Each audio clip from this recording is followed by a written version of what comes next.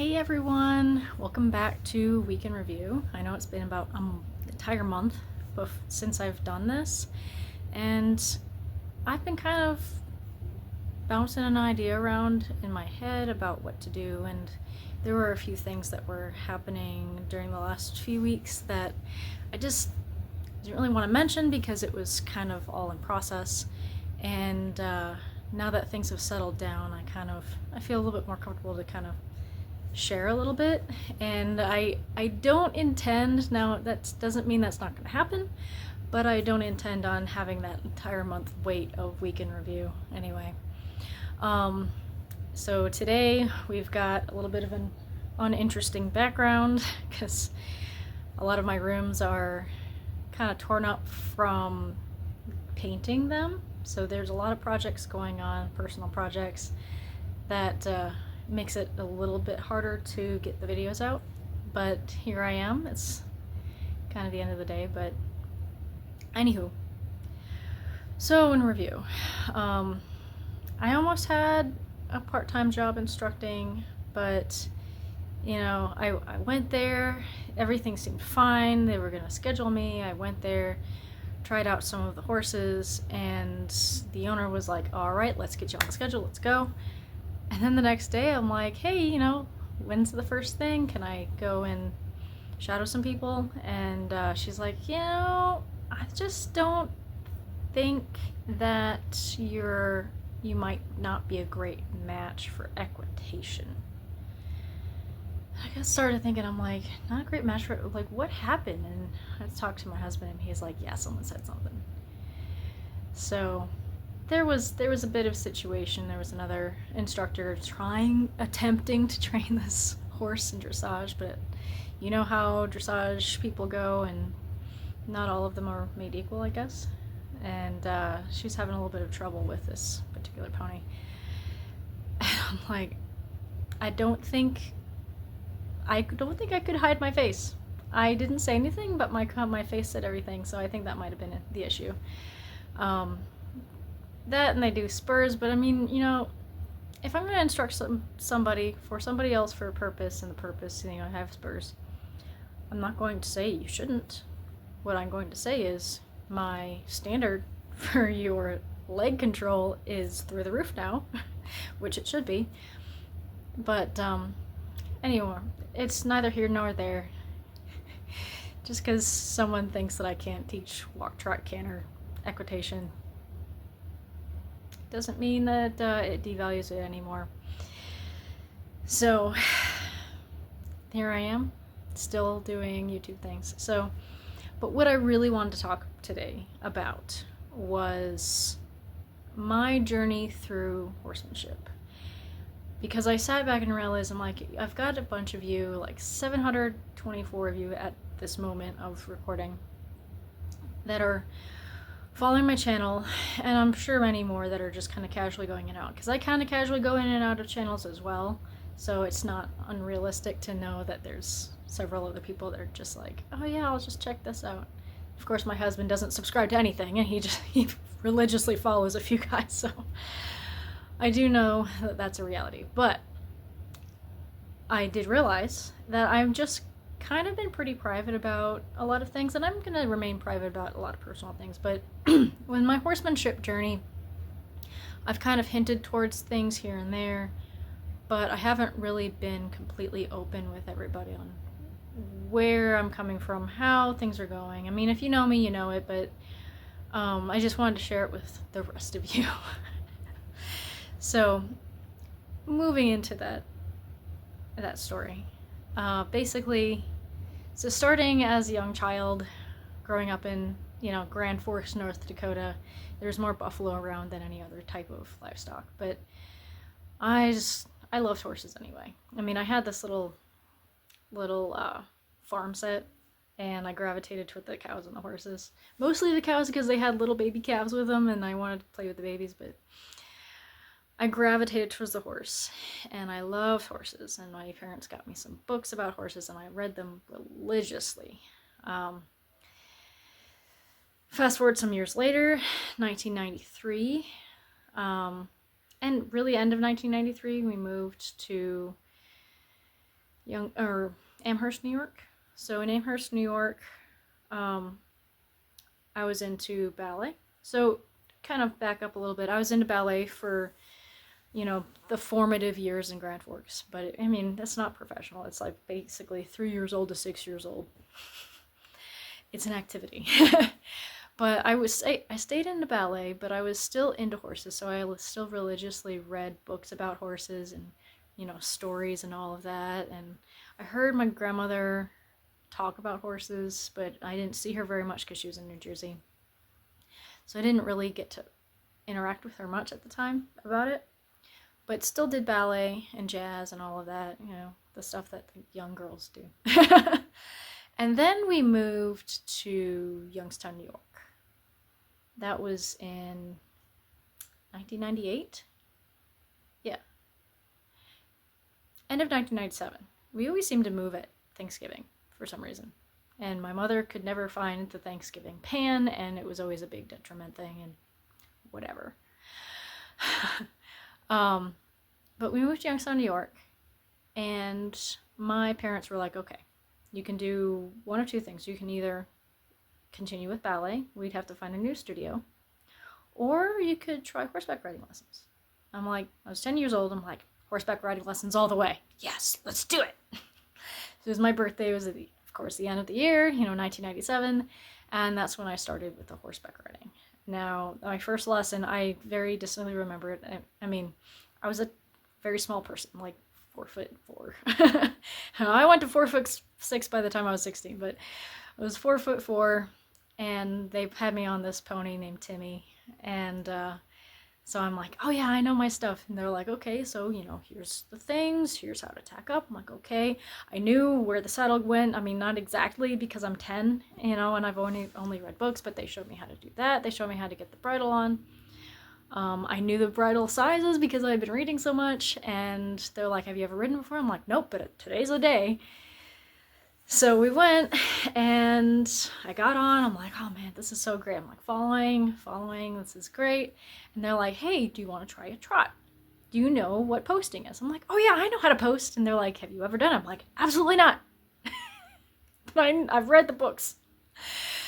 So I did. I mean, I didn't get the correct diagonal, but I knew my timing, and I mean, the ballet probably helped with timing, but I knew how to move with the horse at the very least. I wasn't bouncing around like a lot of people do at the start.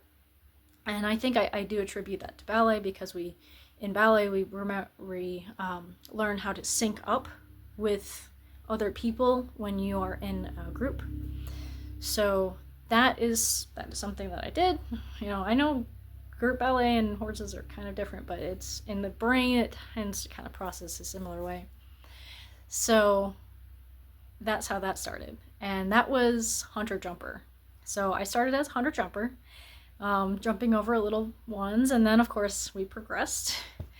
But after about a couple of years, my parents were like, all right, this horse thing should be out of your system now, so we'll just return to like karate or something. And I'm like, absolutely not. I'm staying with horses. I want to be a horse trainer. And they're like, great. So basically they said, we're not going to pay for horseback riding lessons anymore. If you want to continue, you have to work something out with the barn owner. And they're talking to a 12-year-old about this, and I'm like, all right, I'm this little entrepreneurial thing, and I'm like, hey, can I be a working student? I'm like, can I work my lessons off? And she's like, all right, let's do it. So I went about an hour or two earlier than the lesson would start, and then I did my work. I did the best work that I could do, and without complaint, and then I did my riding, and that continued for another couple of years, all the way up, year 12 and year 13. And that was like about 2002, the barn actually sold. So, I was jumping like 5.5 foot. And I ended up, oh my gosh, I was not on the show team because my parents were like, they were not going to have that conversation, and they completely stopped going to my horseback. They would just like drop me off and then pick me up 2.5 hours later. Like, they didn't even watch anymore. They're like, yeah, whatever, this is your thing. So I was actually like jumping the horses that were supposed to go to the shows to kind of tune them up a little bit. because I could jump just about any horse there. I got to that point.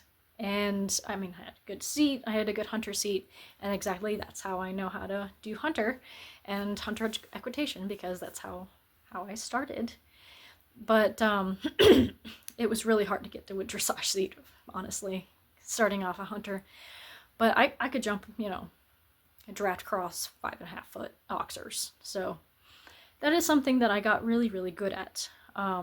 So basically when I was 14, the barn sold. I could no longer do lessons because there was nobody offering lessons there, but I kept working. You know, being homeschooled, I had some pretty flexible hours since I could just kind of go back to my house and do my homeschooling then. And my parents were like, yeah, you know, whatever, do your homeschooling whenever. And I'm like, perfect. Especially since when I became 12 again, my dad's like, gonna get a job, gonna start a business, come on. And I'm like, I'm not even legal. But you know, that's how it is when you are a first generation American from an immigrant family. Yeah. The immigrant family side of the family will just be like, you're not doing enough, 12-year-old, you know? You should stop watching Saturday cartoons and go start delivering papers, which I did. I mean, I had a couple of jobs when I was 12, and that went on until I was like 17. I was delivering papers, I was working at the barn. Yeah, 2 jobs, 12 through 17. But anyway, the new barn owner, which ended up not owning the barn that long, she wanted to run a breeding operation. So, I mean, I basically kind of was like a fixture at the barn. I kind of came with it. So she wanted to give me lessons, which ended up kind of, I think looking back, it was pretty much she was exploiting me. Because I thought I had to pay for lessons. And all the lesson was how to train the young horse, which, I mean, it is a type of lesson. But looking back, realizing that she had me riding this horse, and it was not a group lesson that I was used to. It was kind of one-on-one. And then looking back that she didn't offer lessons to anybody else, which was another red flag that I did not see at the time. And that she was taking these yearlings, putting a very narrow saddle on them because they were very narrow bodies since they're still babies, and then putting me on top of them because I was like 4'6" and like 98 pounds. So I'm basically a jockey. She put me up on these horses that have like been ridden twice by somebody else or not ever, and then I'm jumping this horse over a 1-foot jump. And I'm like, that didn't red flag at all, because I just trusted the adults around me to make better decisions. And I mean, that's what kids do. They should trust the adults around them to make good decisions. And I was not in a good situation. Thankfully I didn't break my neck, but I learned how to ride young horses, and I didn't like it because they're loose as a noodle. And now as an adult, looking back realizing that their bones aren't even solidified yet at the time, and that's why they're a loose noodle, because they don't have the ligament, musculature, skeletal structure for anything like that. So, you know, I know now, but I was 14, I was trusting the adults. But that went on, and then I kind of got in with a couple of other adults that were had some ideas of what to do, and it wasn't like it wasn't really bad. Like, I wasn't like assaulted or anything, but they took me to a racetrack and they're like, all right, let's get go on to the res and let's get you a fake ID. I'm like, all right, let's do this. Like, you're gonna breed some racehorses and you're gonna tell me about it. So it was basically like illegal, but I didn't really think about it that way. I'm like, yeah, I'm gonna ride some racehorses. That's all I thought. So I got a fake ID, breezed racehorses, 4'6", 98 pounds, on these full-on racehorses, and I'm breezing them, and then I'm like reporting back. I'm like, all right, this horse does this horse does that, this horse is not going to win, this horse is gonna, you know, win third or something. And that's like, that was like my introduction to like how to place a horse. And to this day, I can actually like sit there, and for things that I'm familiar with, even like carts, I do this once a year at the very least to say, okay, do I still have it? To the state fair, and then I watch like the cart, the horse carts, the driving competition, like driving equitation, and I'm like, I've never done driving equitation, I've never participated in it, I don't even know all the rules, and I'm like, okay, that one's gonna win, that's gonna be second, that's gonna be third, at the very least. I am right every time. I'm like, I haven't even competed in this thing, and I'm right who's gonna be first, second, third. So that's how I started to understand how to place horses in just about anything. Like, I've never been a jockey, but I know which one's gonna go first after I ride them. It's like you get that feeling. And then I started to get to know the jockeys that were actually racing the horses, and, you know, got a bit more accurate. And I'm only saying this because the statute of limitations is passed now, and I can't be arrested for this. Oh my gosh, it was awful. I just had no idea. Everything went over my head at that age. So, barn changed hands again, and I was like more officially an actual, like, the stable hand. I showed up at like 5 a.m. and did my work. Then I went home, and then I homeschooled. So that was one of my jobs. And then on Saturdays I delivered the paper. But doing that, the barn owners, which were nicer, they were wiser. Thank you. I love you guys. If you guys are watching, you know who you are. But I really wanted to be a horse trainer. Like, I looked up to horse trainers, I saw them, I was like, oh my gosh, they're so awesome. I mean, I had no concept of, you know, horse welfare or, you know, anything. Like, I just followed the status quo because that's all I knew. And they did their best. Like, those people did their best trying to keep the horses and, you know, keep them to pasture and all of that, and I clean stalls. So, but these guys gave me the first chance ever. Like, I was 15 at this time, and they're like, hey, do you want to learn do you want to just like figure something out with a horse? And I'm like, yeah, I'd love to. I'm like, I can't pay. They're like, don't worry about it. We've got this BLM Mustang. He's a pony, which was the perfect height for me. He felt like a full-on horse-sized horse, because I'm 4'6", still 98 pounds. So he was like 20 years old at the time. He had been gentled and ridden like 3 times in his life. Like, they had introduced equipment, so he wasn't a bunking bronco or anything. He was safe, but he didn't really do anything. Like, you rode him, but you couldn't really get him to go unless you really whipped him, and it wasn't a situation that they wanted to be getting into, and they didn't believe in whipping a horse in order to get them to move forward, which I appreciated. So they're like, take him. I mean, his name was Comanche. So like, they're like, take Comanche, going around pen, figure it out. Like, okay. So about every day I took Comanche after my work. I took Comanche in the round pen. It was like off the clock. And I did some work with him. I kind of moved him around and see what he would do. And I actually I only used my own processes. I didn't even know what a method was, because this was like, I don't know, 2003? Is it about 2003? And yeah, it was about 2002, 2003-ish. And like, I just made it up and waited for him to respond. Like, I didn't do escalating pressure. I just did enough pressure that he flicked his ears back. He kind of knew, like, not pinning, but flicked it. And I waited a lot until he responded. And then when he responded, I released. And that's like the epitome of R-negative training. Like, you know, you take away the stimulus when he does the right thing. But I didn't do escalating pressure. I didn't do any of that. Like, and, you know, come full circle, now I'm doing the exact same thing that I started doing. And it's like, Darga, Stop taking everybody's advice. You had it right in the first time. But you know, I didn't know. So I actually trained this horse to like go off nicely, lightly with your leg. I trained him to jump small jumps. We went trail riding. We did all of the things, and it was awesome. And of course, they got free training, and I got to figure things out. But it was like a really good experience. And you know, guys, you know who you are. You owned Comanche. Thank you so much for that opportunity.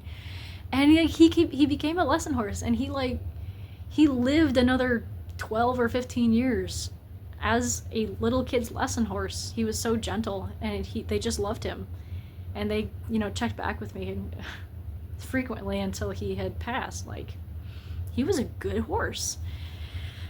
So that was my first experience. So I hit 16 years old, now 100 pounds. Hit 16 years old, I'm getting a little taller, and my original mentor, Judy, like I took lessons at this one barn, and then I took more experience in trail riding stuff from this other lady at this other barn. And she just kind of like let me come over to her house like once a week or a couple times a week, and it was like an all-day affair. Like, my mom dropped me off in the morning, and I would have dinner there and I would have lunch. She would just feed me. I think she felt kind of bad because I didn't really have a great home life.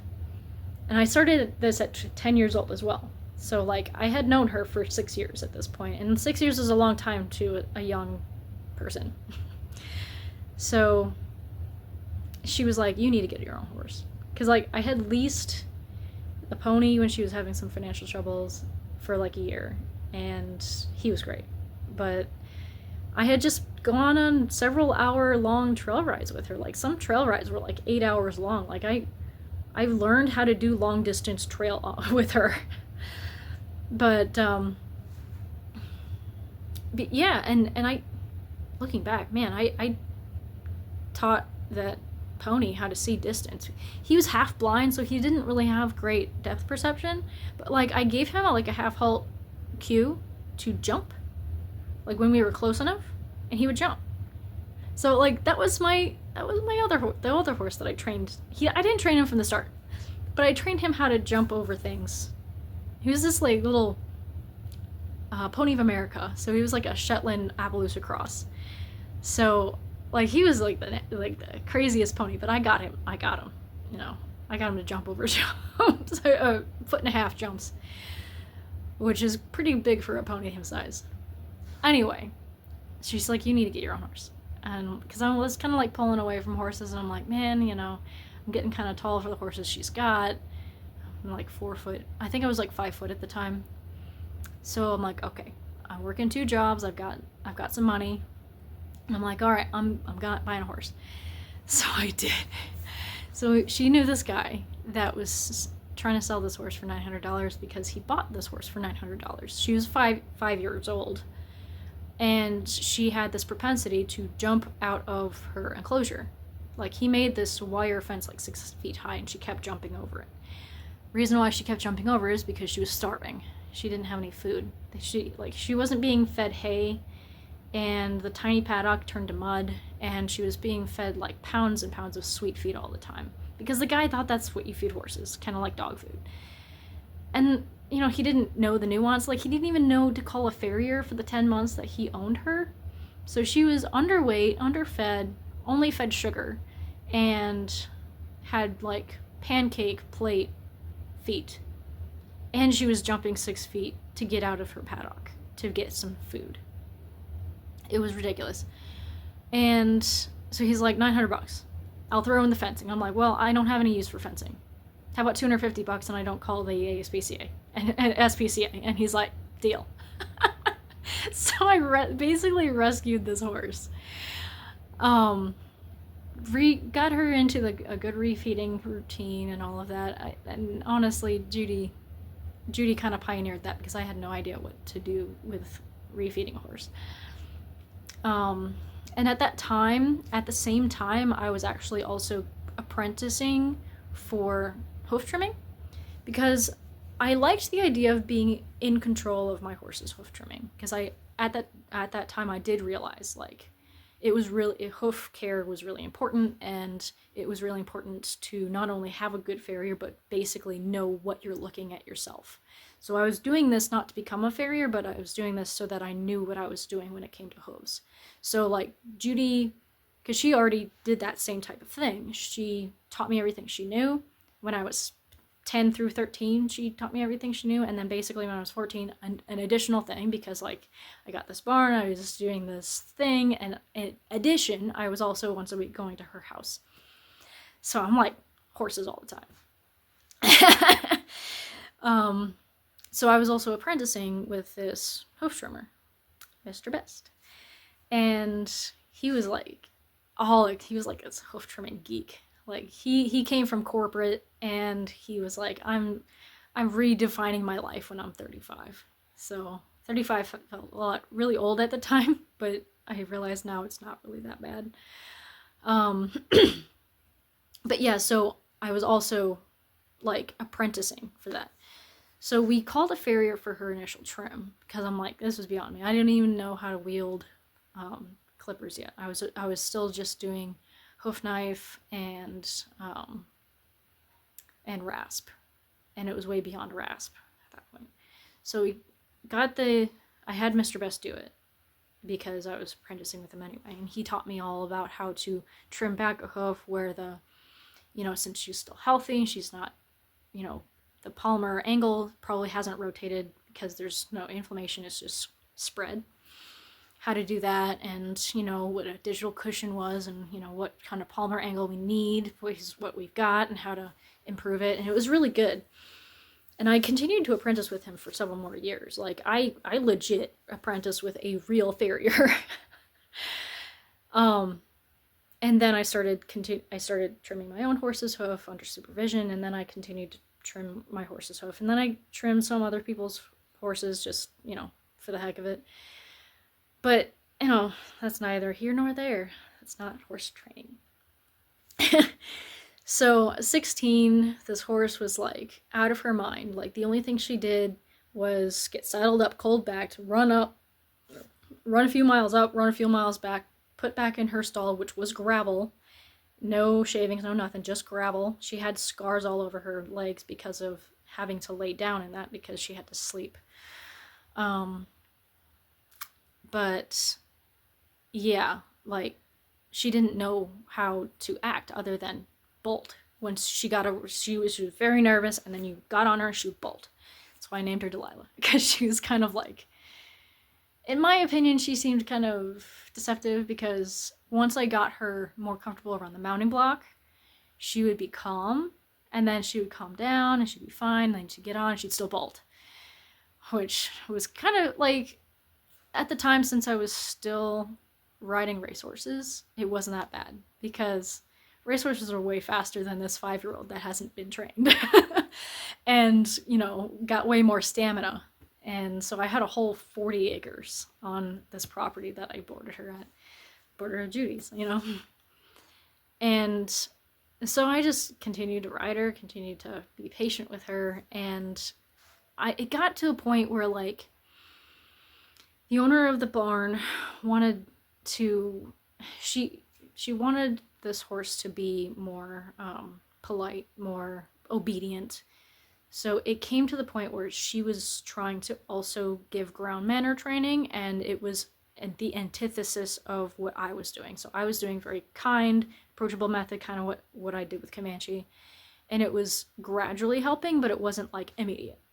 And what she did was she knew how to do the like shut them down method, because that's what she was taught. I'm not going to blame her for that. The colonel. She was taught by the colonel. But it was just the antithesis, and so it was slowing our training down, and I was just getting so frustrated. And of course, I'm 16 and a half at this point, and we're approaching 17, and I was just frustrated. I'm like, I'm leaving. So I actually left, and I took her to the barn that I worked, so it was a little closer to home. And I stopped going over to Judy's, because we had kind of a falling out at the time. So I took her over there, and I think the barn had changed hands again at the time. I can't remember, but I continued her training there, and I had her there for about 18 months, and I was getting kind of frustrated because I was hitting a wall. I'm like, hitting a wall, I don't understand what to do. Then I came across Pirelli, and this was 2006. Pirelli had just started going from cassette and VHS to DVD, and that's when I started that. And I talked to you about my Pirelli journey and why I no longer do that in another video that I had posted a while back. But that worked at the time, and it was good for at the time. And it was a little, like, there was some things that I questioned, but, like, I didn't question all of it. Like, I just learned it, and I'm like, I'm applying it because it works. But I did that, and then once I had the handle of her training and she was polite and she was good, I brought her back over to Judy's. We kind of made amends and kept her there. And I think that's where she remained. No, I moved her one more time. The barn owner that owned Comanche had moved to another barn, and I actually took a job at that barn because I think the original Hunter Jumper barn that I had that job with actually shut down. It was like vacant. So we went over to another barn. It was a Western Pleasure barn. And I actually took a job there teaching beginner lessons. So that's where I learned Western equitation, Western pleasure. Not that I actually like it, but, it was a job. So I actually taught Western pleasure and Western equitation for a while. It was about about a year and a half, another year and a half. So Delilah was over there as well. We got the ringer from the Western pleasure people because at the time, like, if your horse didn't have a solid coat color, then it was ugly. And if your horse didn't have a long tail, then it was ugly. And Delilah was a thoroughbred Appaloosa mix. Short tail, short mane that got wispy if I didn't trim it down a little bit, and all spots all over the place. So I got made fun of like no one's business there, like all the time, just because of her coat color. Like, it was dumb. It was so dumb. And I got in a little trouble there, and it was just because, like, people were just being dumb, and I was trying not to be dumb, and then they, like, blamed me anyway because I was a good scapegoat. It was awful. And, I mean, I only kind of get a reassurance out of that because the original barn owner who owned Comanche was renting a barn because it was like a dual barn, and was renting the vacant barn for their horses and, doing lessons out of there. And they're like, yeah, this is not fair to you. Like, they're being unfair. And actually, it got to the point where they're like, hey, you want to learn how to train horses? Well, you can train our horses until this other trainer will take them, because there's this other trainer who's like, I'm not green breaking horses. So basically, I was a green breaker. I green broke their horse, and then all of the horses were taken away from me. Gradually and progressively. It was just like, that was my job. I got them to the point where they accepted a rider, and then they were sent away. So they're like, if you really want to be a horse trainer, we've got one coming over here to, like, be here as a trainer. You can learn a lot from him. I'm like, okay. So I watched this trainer, and he's hobbling this horse that I green broke. And I'm like, I have something invested in this horse. And he had come back from another trainer, so he should have been fine, considering that this other trainer was like, yeah, let's use a bicycle chain as a bit. No. Or like these thin twisted wire bits that he would make for these people. Just about every horse on that property had sores, open cuts on the edges of their mouth because of these twisted wire bits that they used. I did not use those twisted wire bits, so they tended not to do well, go very well with me, because I was only training them short term, and I refused to use twisted wire bits, and it just kind of made me look bad, I guess. I don't know. But they hobbled this horse, and then he put him on the lunge line. Hobbled. Both front and back feet. And he started just whipping this horse with this lunge line, like full contact, Charlotte Dujardin style, whipping this horse, and like just going after him until because he was just jumping forward, and he kept whipping this horse no matter how much he tried to buck and kick and whatever. He was tied down, Oh yeah, and his head was tied down with like a type of draw rein. Until the horse started doing the like tiny little lope canter thing and then the little choppy trot thing.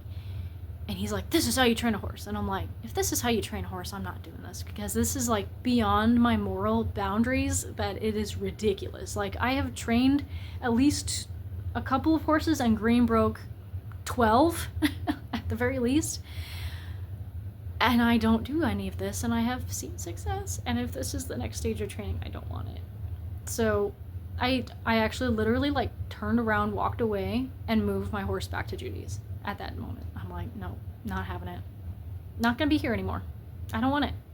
Like, I just left. I think I literally like rode my horse over. Like, I didn't have a trailer, I didn't have a truck, and I didn't want to ask anybody to.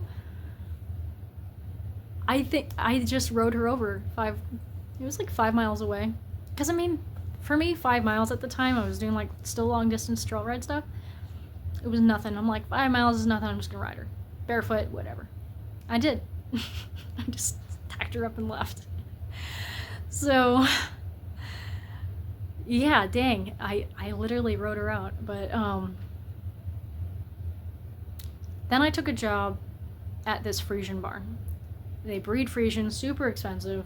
You know, the waste management place, the owner of the waste management place for Newport owned this Frisian breeding barn that I worked. And that's where I got more exposed to breeding and brood mares and all of that. So that's where my education with equine reproduction came from. You know, that was like the first washing of the, you know, horse genitalia, I guess. That's where I got into figuring out what male horses are like, because I only owned mares at the time. But I learned a lot from them. I started riding, that's where I started riding dressage, more dressage and Grand Prix. And I had actually transitioned my horse over to dressage at the time, and I only knew a little bit because Judy did dressage, and like I only knew the basics, and everything was kind of still a mystery to me. I like knew how to leg yield, but that was about it. So they did dressage, and they taught me how to do more of it when it comes to sport. So I learned all of the tests, I learned all of the stuff. And also, they also did like combined driving. So I learned how to be a counterweight during combined driving, because they would hook up these fjord horses and do that. I was only ever doing practice. I never went to a show with them, but it was nuts. Counterweight. But so with that's when I started with my seizures. And I actually had a couple seizures there. And they illegally fired me because they were like, you're a safety hazard. And I'm like, sorry. I mean, give me the opportunity to figure out my health issues. Like, sorry. This is new to me too. But they fired me. So I was unemployed at the time. And so I was just working off board at the time, because that was like really the only thing I had to pay for. And, you know, in between all of this, I had my education stuff, which I won't mention because it's not really that relevant. But the seizure thing is relevant, because I mean, I've had other health challenges before this, going into this, but the seizures are really the big one. I started that at 19. So years and years and years. 19, 2008. No, 2007. 2007 is when a lot of this stuff started, and still training Delilah. And due to the fact that I had a little bit more availability, and I was still working off board, and I started working as a janitor at another job, in the ballet studio, actually, because, you know, I did ballet as an adult as well. Ballets everywhere. I met this woman who, she was a nurse. She was just starting a breeding operation for Lusitanos. And she knew this guy up in Ontario. And she was like, hey, do you want me to give you lessons? Be like, sure, I'll work off my lessons. So I worked off my lessons just like I did before. And she taught me how to do more dressage. She taught me more biomechanics and more like, this is what you really do. This is what you start with. This is the lateral work. And like, you started with the shoulder in the circle. This very thing that I start all my students out on right now. That's how I was started as well. And I was writing her like Lusitano Mayor. They're like, ooh, Lusitanos. Fun. And so I'm like, okay, well, let me get the seizure condition under control, and then, I'll go up with you to Canada. So we eventually did, and in between all of this, and this is where I formed my opinion about horses' senses and their like sense of hearing and sense of feel, because Delilah would not have known this otherwise. I had multiple seizures, like a lot, and they were uncontrolled. That I didn't know what was going on. I didn't know they were coming in until I had this like feeling of vertigo, and then I had 2 seconds to either react to it, try to regain my consciousness, or just go. Since they thought it was vasovagal at the time, I thought I could just kind of like breathe through it, kind of, bend over, breathe through it. And no, it wasn't. It was not. But like, Delilah witnessed a few of them. And then when I started riding, she started warning me that they were coming. Like, she'd bring her head around and start biting my toe. And that was very unusual for her. And then immediately after that, I started coming on. I would immediately, like, emergency dismount. I'd be on the ground. And I didn't realize this until I got into one on the side of the road, finishing a long distance trail ride. And we were returning to the barn. And she stopped in her tracks. She warned me. I felt it coming on. I got off. I crouched down because I'm like, I'm gonna have one. Might as well just get as far down as possible, to closest to the ground. So I actually just hunched over and I fell underneath of her and had my seizure. She did not move her feet at all. She did not move. She just basically sat there and waited like I was a little full. And so the guy that lived in the house, like, this was happening right in front of his house. He was retired, so he came out to see what was going on. He thought that she threw me, and I like hit my head because I wasn't wearing a helmet because I was dumb. And so he tried to get her away from me because he thought that she was going to step on me, and she wasn't going to move. And since he kept trying to pull on her, she went out and tried to bite him. And that excitement, because he's an old man, that excitement put him into a heart attack. So the first ambulance that went to go get me, actually got him because he was in like in cardiac arrest or something.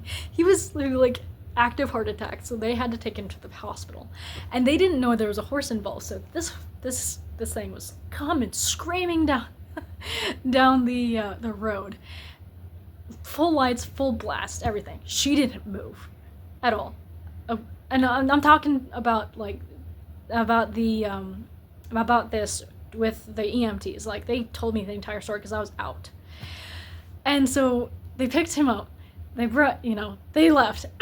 A second ambulance comes for me. Still not moving. The only person she would let near me was this one EMT that had responded to several of the calls that were made because of my seizures. So I knew this guy, and he lived right down this road from me.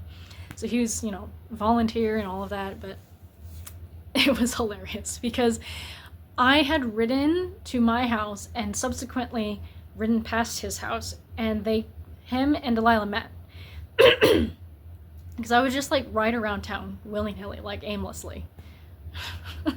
I almost got arrested the one time. It was hilarious. But anyway, they met, so she knew who he was. And so she let him get close and pull me out and get me on the gurney and get into the truck. She would not let me out of her sight. She put her nose into my chest and just like tried to follow them into the ambulance with me. And I was like starting to come to, like, I remember getting into the ambulance and I'm like, where's my horse? Because the only thing that was running through my mind was horse whisperer. She got hit by a car. She's dead. Like, oh my God. What's going on? And they're like, no, no, no, your horse is fine. And I'm like, where is she? She's like, no, she's literally still fine. And they left the rookie EMT behind with her to lead her back to the barn because they kind of knew where she was supposed to go. And they called my parents and all of that because the one EMT knew me. So my sister took care of my horse. My sister is like 15. Well, 14 at the time. Like, okay, drop the 14-year-old off the barn, take care of the horse. My mom went to the hospital after me. And so this guy was trying to lead her back to the barn, and she kept trying to go back towards the ambulance that was going away, and she kept trying to run after the ambulance. So this guy was having a heck of a time until my sister showed up. Hilarious. So, like, horses know. And the only way my horse would have known I was having seizures, because she was dead on accurate. Even when I started taking medication to make me not have the seizure, but I still had seizure activity, she would warn me of every single one that would happen, even when it wasn't really happening. When a electrical change was happening in my brain, she would know, and she would warn me. And she would look confused after I started taking medication, like, why aren't you passing out now? So, to the day she died, even though I had, like, long bouts of separation when I moved to Indianapolis, because I couldn't take her with me, unfortunately. So, like, she knew. She absolutely knew. And the only thing that I could think of is, some sense, some hearing, I don't know what it was, through the saddle, because I wasn't riding a bareback. She just knew. So horses have a way more sensitivity than people give them credit for. I can tell you that. That's where my theory starts. But anyway, that's that. But I got the medication, I got the seizures in control. I'm like, okay, let's go to Canada. So we went to Canada, did that for 18 months, about twice a month. So we would go up there, we would have, and this was like classical dressage, like haute école, classical dressage, Spanish riding school style stuff. Like OG stuff, like Portuguese riding school before they moved to Lisbon stuff. And on stallions. Like, if you couldn't ride a stallion, if you were afraid to ride a stallion, you couldn't be a student. Like, that was part of his vetting process. Like, it's not like beginner lessons, it was advanced. And this was like the first time I was taking advanced lessons, and it was amazing. But we'd go there, we would work the younger horses, learn how to train the younger horses. We'd have lunch. The guy's wife would, like, make lunch for us. We'd have sandwiches, talk about horse training.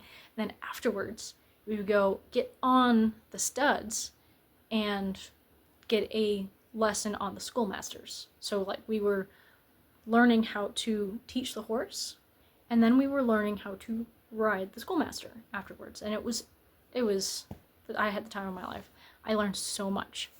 Biomechanics, developmental stuff, when it comes to younger horses, what they can and cannot handle. And, like, all of this stuff was backed up with further research of my own, like, oh my gosh, this guy was right. But at the time, I was still separating, like, Pirelli is here, classical dressage is here, and they are not the same. So I still was kind of following the Pirelli method, and to start horses, and then I, like, had him take over for the dressage stuff, which I don't do that anymore, because I know everything it comes full circle, everything is related to everything, including, it doesn't matter what kind of, thing that you do on the horse. Doesn't matter if you're not doing dressage, you're still doing training, it's still dressage. Doesn't matter if it's equitation, whatever, as long as it's not unnatural, like Western pleasure. Anyway, then I went into college because my parents were like, you must have a degree. And of course, I had been going through some college work here and there during this entire story. But I'm like, okay, I'm going to go to art school.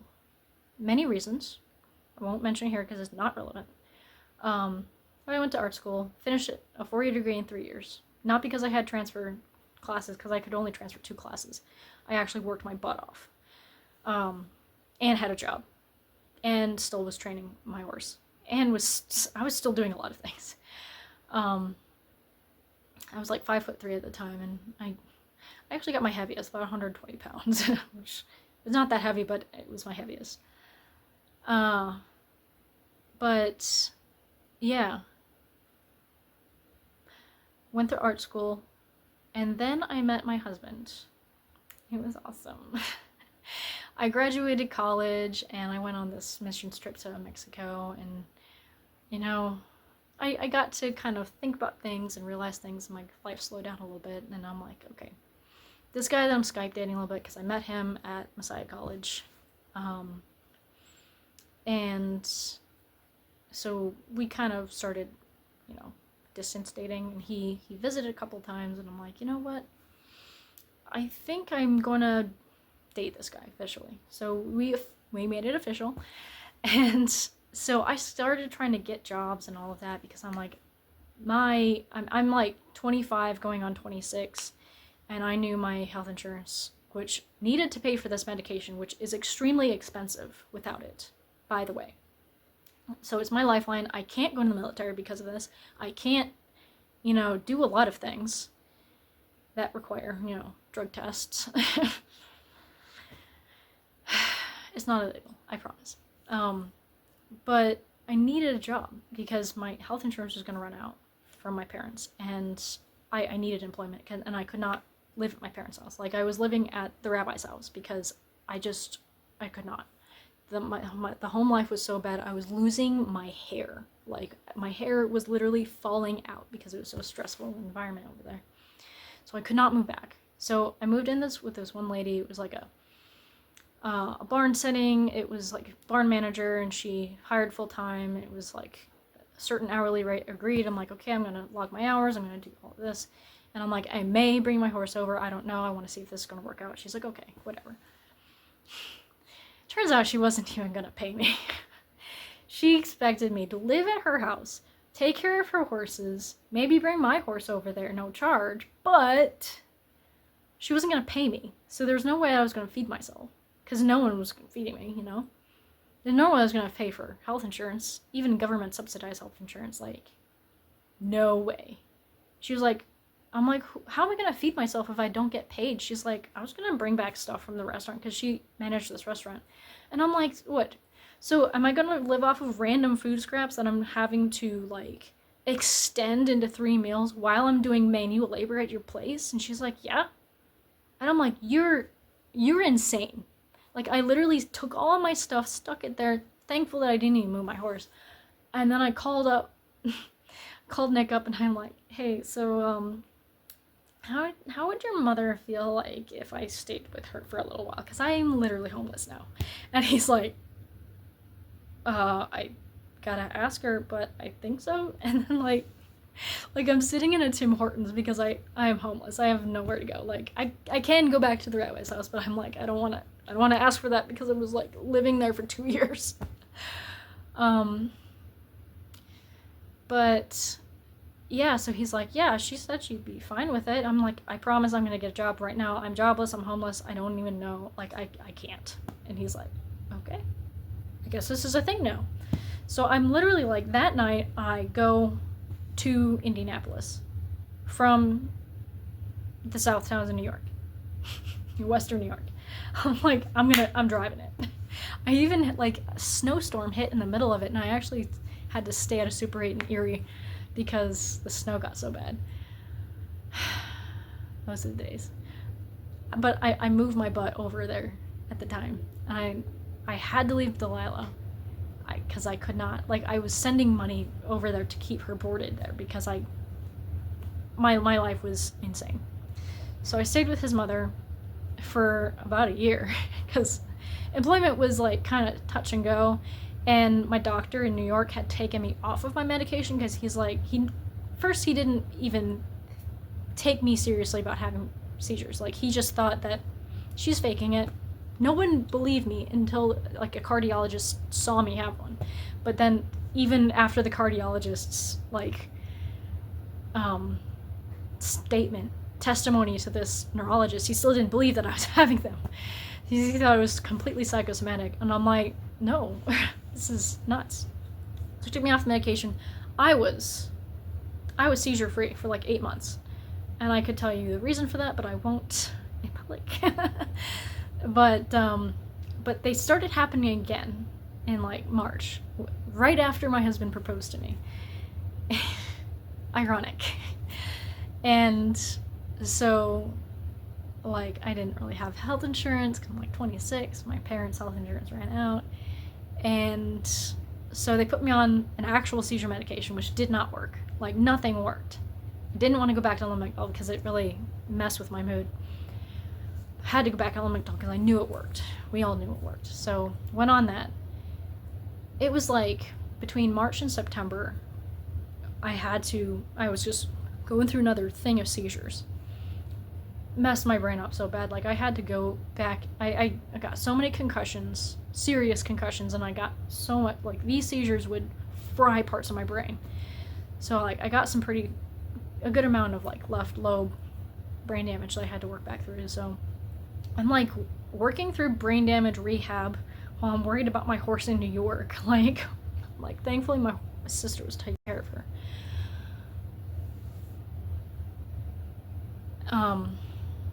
Sorry, my phone just decided to, like, oh, we're recording in a new file. Like, oh, I didn't know you could do that. But anyway, like, it was nuts. Like, I barely remember that year. And in order to get me back on Lamictal, I needed health insurance, so we got legally married in September. And, didn't do anything, because I'm stubborn. I'm like, we're doing a ceremony before I move in with you. We are getting married. So that's what we did. But at the time, I could not do any horses stuff. I could barely walk in a straight line. I could barely hold a spoon. And that was like 2013. That rolled into 2014. 2014 got even worse. Like, it was bad. So I had to, like, recondition my body to be able to walk in a straight line, to be able to hold something with my right hand, because left brain damage, right hand, it would just not hold things, and it would, like, randomly drop things if I stopped paying attention to it. It's like, I'm like, oh, I broke that. Great. So bad. It took over a year. But my husband started, like, throwing tennis balls at me, and I, like, after 2 years of that, I started catching them, which was big. That was huge. Catching, for me, is huge. Because after brain damage, it was like the reaction time was so bad that it was like, I thought I was reaching out to catch it, but then the ball was already over here, and it was just like this weird sensation. And for my husband, it was like, throw the ball, or like, the ball's already, and then I go try to catch it. It was weird. Perspective. My perspective was way different. But that part also kind of fried my connection to my ears, so that it made me lose hearing. And I had that problem in college, but the hearing loss just got worse. So it was just getting that way. But it was just the whole year and a half of recovery. 2015 rolled around. I finally got my first job that I could keep. Like, I drove a bus for a while, but then I started having seizures, and I couldn't drive the bus anymore because my Class B, you can't have a Class B without, clearance, medical clearance, and I no longer had medical clearance, so couldn't do that. So I was having trouble with the job. Like, I was at CVS, but then I had so many seizures at CVS, it became more expensive to have me work than to just leave me at home and let me have the seizure.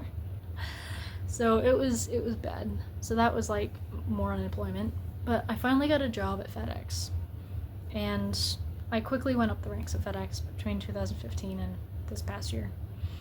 And during this time of horselessness, I was doing some serious study, like serious, in-depth biomechanics, anatomical studies, like college-level stuff, like kinesiology, everything. During this time, I was also learning how to coach humans, because my handler job turned into material handler, turned into a team lead, which after 2 years of team lead, quickly then turned into management. So I was learning how to coach people, and more importantly, learning how to coach people who needed a job but were afraid of doing the things that was required of the job, like operating heavy equipment. So like these airplane loaders, the Commander 15s and Commander 30s, the tugs that you see at the airport, because this is airport setting, we were around airplanes. The belt loaders that you probably see unloading, the smaller aircraft that you might fly more often if you do Delta. But this was for FedEx. And I learned how to calm somebody down, how to work through fears and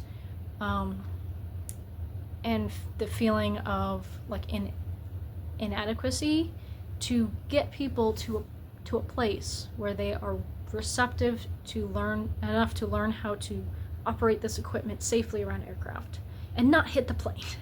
That would be bad. And I actually had a really good track record of training people how to do this, and I actually got it down to a science. It was really cool. Drama happened, COVID happened, but in 2000, before COVID, I'm getting too fast, going too far, but once I got my management job in 2018, it was like, I literally got the job. I was doing my month wait before I got into the position, started getting paid. And I got the call from my parents. They're like, Delilah's not acting right. And they sent me a picture of her, and she had like wasted away. And I'm like, what happened? Why aren't you letting me know about this stuff? Because like my sister went to college, and between my sister going to college and this, they stopped sending pictures, they stopped sending updates, they stopped really talking about it. And like she had wasted away quite a bit. And I'm like, what is happening? Like this has only been a few months since I've seen the last picture. And they're like, well, I don't know. Like my mom was pretty aloof. And turns out she was colicking. And I identified it over the phone from her behavior. And she's like, well, I think we could just give her some Banamine and come back in the morning. And I'm like, Mom, if you don't walk her around, if you don't get her up, if you don't do things with her, she's not going to be alive in the morning. Like, come on. So my mom's like, okay. My dad took it more seriously, got her up, got her moving. But what I didn't realize was the size of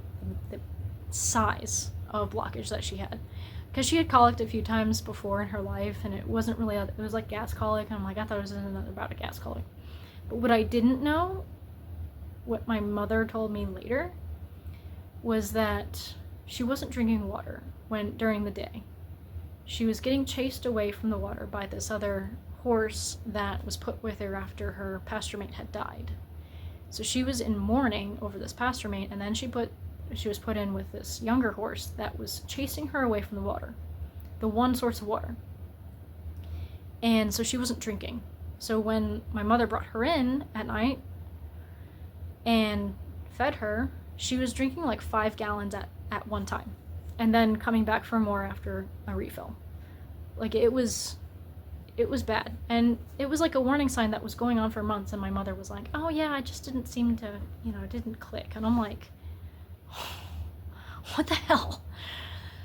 But so she had developed a football-sized mass in her hindgut, and she couldn't pass it. And it was like 12 hours later, she was beyond surgery. She was 19 years old, suffering from blindness in one of her eyes. She had white line disease that just couldn't get, under control. And she was just in a lot of pain that I wasn't really acknowledging because I just wasn't there. And I was just I was never not thinking about her.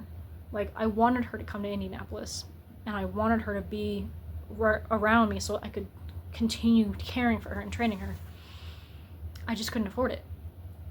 So that's the only thing I had to do. Like, I still paid for her to be taken care of, but I did not realize that the quality of care was not up to snuff, because I was being lied to, basically. But yeah, I had to put her down over the phone. It was awful. It was the most awful situation, and I do not ever want to go through that ever again. So she had passed, and went there, cried a lot. But I got the job, and I'm like, I have the job. I'm making the money. Now I don't have a reason to make the money. Like, it's depressed. So depressed. My husband was like, you know what? You need horses again in your life. And he saw that and acknowledged it. So he was like, find a local rescue and just train horses. For free. Just train them. I'm like, okay. Mental health. Check. So we went there. I'm like, hey, I'm a horse trainer. I've got so many years of experience. Done so many things. Will you let me train your horses? And they're like, for free? And I'm like, yeah, I'm a volunteer. And they're like, sure, play with the horses. About once a week, I'd go over there, play with the horses. So I would do evaluate, and I got through so many horses. Like, it was only a year, but like, horse after horse after horse, because rescue, just churning them out. Because, they come in, they stay for a month or two, then they go out. So, I mean, I was only there one Monday, every Monday, so it was once a week. So I'd evaluate them. I would say, okay, this is what I'm seeing biomechanically. This is the people that you should call, other than the vet, obviously, because they would have to have vet check. This is how they're moving. And horses that were serviceably sound by vet, and because this is where I get my serviceably sound thing, was from this rescue. The serviceably sound by vet, they were not actually sound. So like there's this one mare, she was serviceably sound because she wasn't outright lame, but there was something that wasn't right. So I identified it was like a just disjointed canter. And I'm like, okay, it looks like they're right in the SI joint. It just seems to not, like, the signals just stopped being coordinated after the SI joint. Like, her back end was just not with it.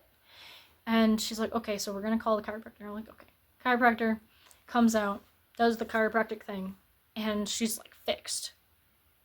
And I'm like, oh, okay. But I identified that. The vet was like, serviceably sound.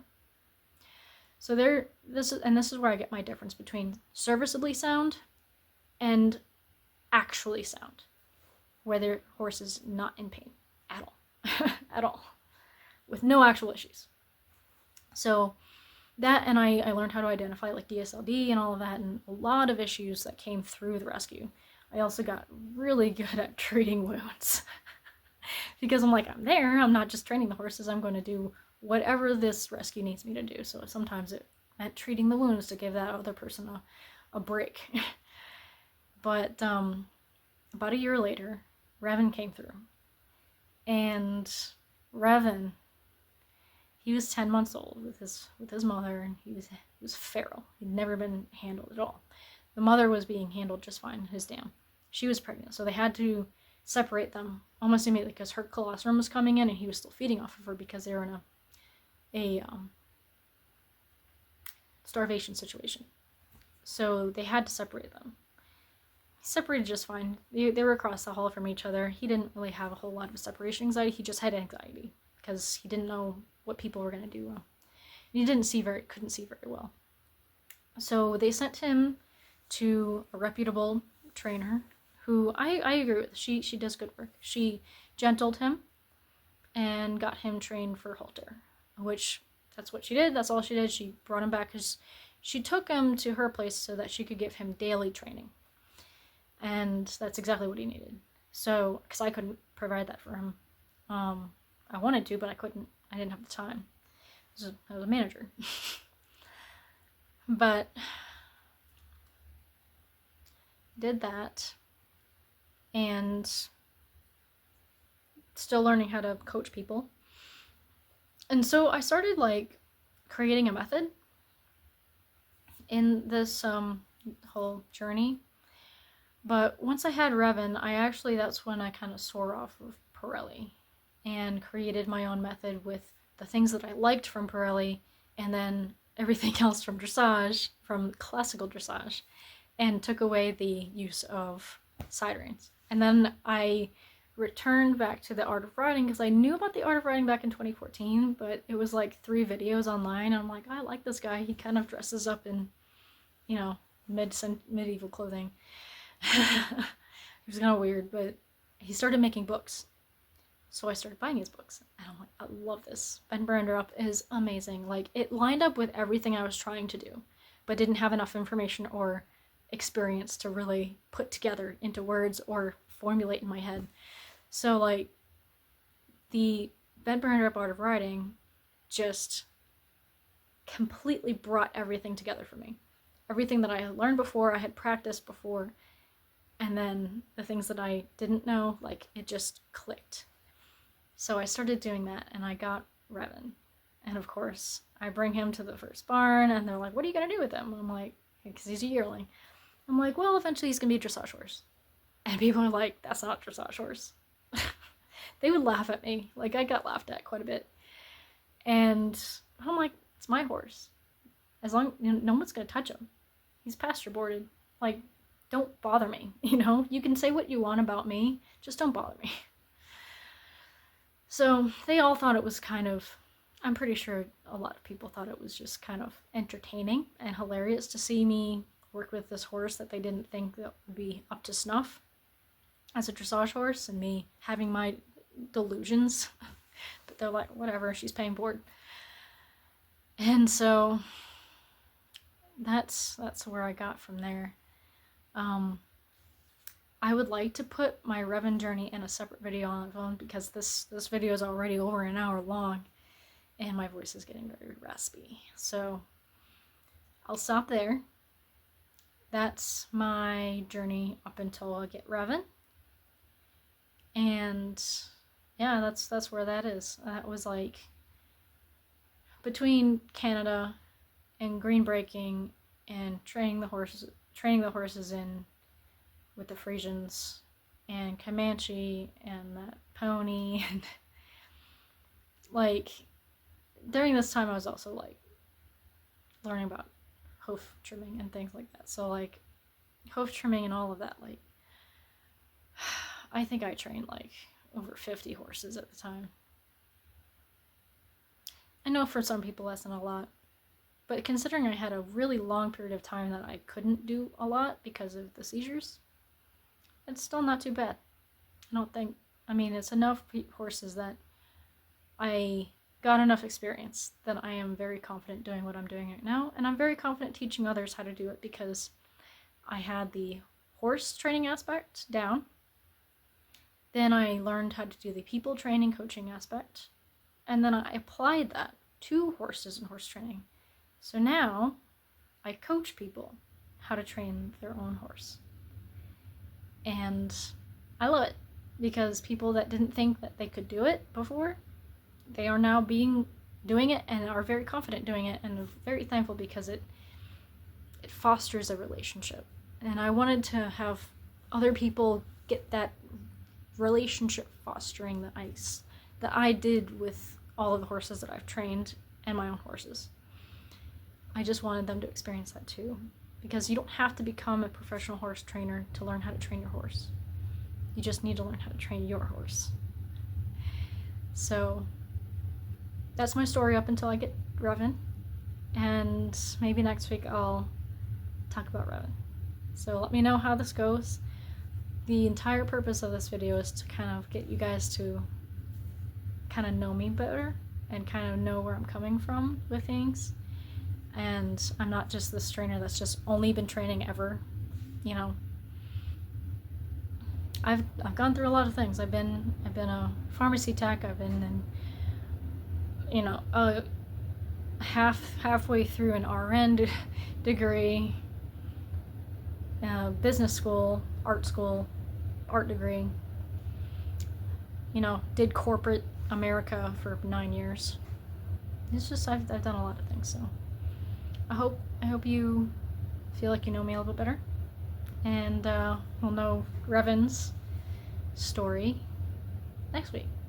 And I hope you have a wonderful time, and please be kind. And I thank my patrons ever so much. Thank you, patrons, for supporting us. So have a wonderful week.